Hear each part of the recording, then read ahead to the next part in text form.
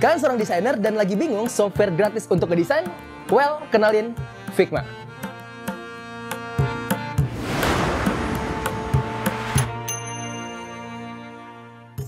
Kenalin, gue Farhan. Bersama gue kita akan ngebahas tentang apa itu Figma dan kenapa lo semua harus pakai Figma. Jadi Figma ini kenapa gue saranin? Karena dia aplikasi yang easy to access. Kenapa bisa easy to access? Karena Figma berbasis web, sehingga kamu bisa mengaksesnya di Chrome ataupun Microsoft. Dan gratis.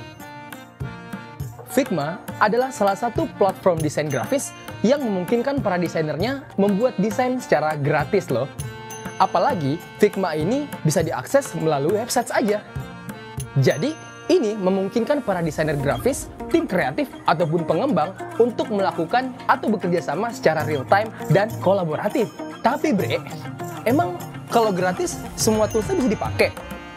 Tenang aja, dengan hanya membayar $45 atau sebesar Rp658.000, kamu bisa mengakses secara keseluruhan tools yang ada di Figma. Mahal kan? Skip aja video ini, bercanda. Kamu bisa menghasilkan karya-karya yang epic dan luar biasa hanya dengan menggunakan tools yang gratis loh. Kayak gini.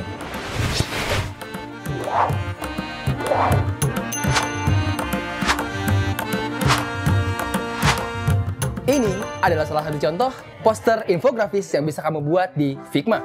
Jadi jenis poster ini merupakan jenis poster comic strip. Kalian bisa buat ini di Figma, teman-teman. Poster ini aku buat untuk keperluan perlombaan tingkat nasional. Jadi di poster yang kalian lihat di sini, aku gambarin buah durian yang ku buat berbentuk ilustrasi.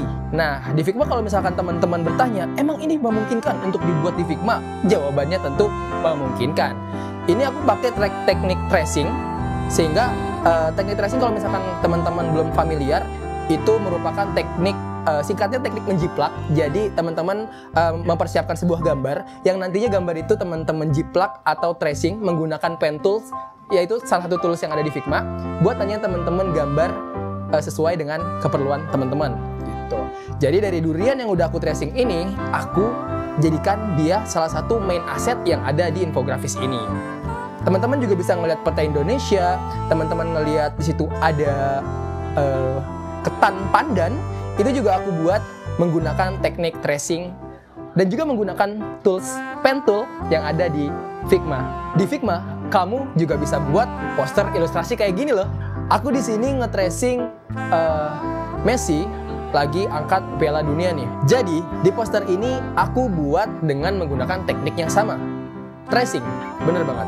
Menggunakan tools pen tool yang ada di Figma, kamu sudah bisa memaksimalkan tools itu untuk membuat ilustrasi serumit ini loh. Kalau teman-teman ngelihat, di belakang objeknya ada bulatan yang terkesan 3D, itu juga sebenarnya dibuat menggunakan Figma.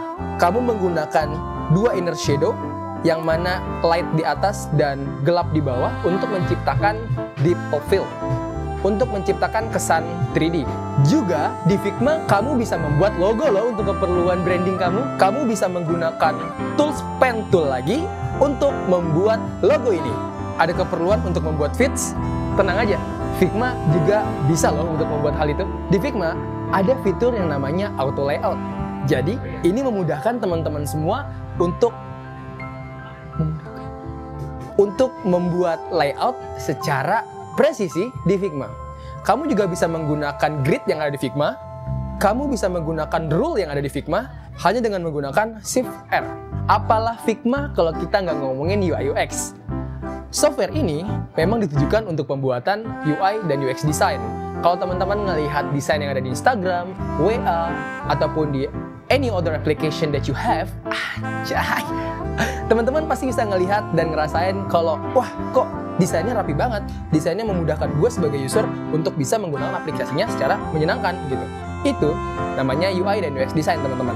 Kalian bisa banget ngebuat desain ini di software Figma, karena ya emang ini softwarenya gitu. Hal yang paling kalian mungkin berpikir tidak bisa dilakukan oleh Figma adalah poster digital imaging. Well, itu juga bisa dikatakan benar, tapi juga bisa dikatakan salah, karena di Figma ada fitur yang namanya plugin. Jadi, Figma mempunyai fitur plugin yang memungkinkan para desainernya menambahkan plugin-plugin yang mereka inginkan. Contohnya, Photopea. Photopea ini merupakan salah satu plugin yang ada di Figma, yang mana bisa membuat para desainer membuat karya digital imaging yang tidak bisa dilakukan oleh Figma. Plugin lainnya yang sering banget aku pakai selain karena tidak ada di Figma adalah Remove Background tentunya. Sebagai seorang desainer, penghilang background itu sangat-sangat penting sih. Jadi, Remove Background merupakan salah satu plugin dari Figma yang bisa banget kamu pakai juga sebagai seorang desainer. Contohnya kayak gini.